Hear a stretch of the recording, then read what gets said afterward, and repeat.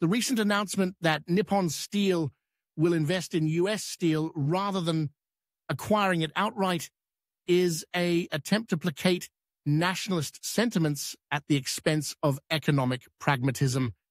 This decision, influenced by political leaders prioritizing optics over substance, undermines the potential for revitalizing an iconic American industry. Nippon Steel's initial proposal to acquire U.S. Steel for $14.9 billion was not merely a financial transaction, it was a strategic opportunity to inject much-needed capital and advanced technology into a struggling enterprise. The Japanese company pledged to maintain U.S. Steel's headquarters in Pittsburgh and honor all union agreements, demonstrating a commitment to preserving American jobs and industrial heritage.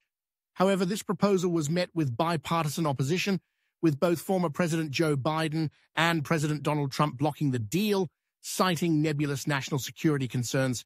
The invocation of national security as a pretext to obstruct this acquisition is both disingenuous and detrimental. Japan is a long-standing ally of the United States, and its leading role in the global steel industry positions it as an ideal partner to rejuvenate U.S. steel. The apprehension over foreign ownership disregards the globalized nature of modern industry and the benefits of cross-border collaboration. Moreover, the alternative of a domestic acquisition by companies like Cleveland-Cliffs presents its own challenges, including potential antitrust issues and a lack of the technological advancements that Nippon Steel could offer. The United Steelworkers Union's opposition to the deal, favoring a domestic buyer, appears short-sighted, potentially sacrificing long-term stability and growth for immediate assurances. By coercing Nippon Steel into a mere investment role, the U.S. government is not safeguarding national interests, but rather hindering the evolution of its own industries.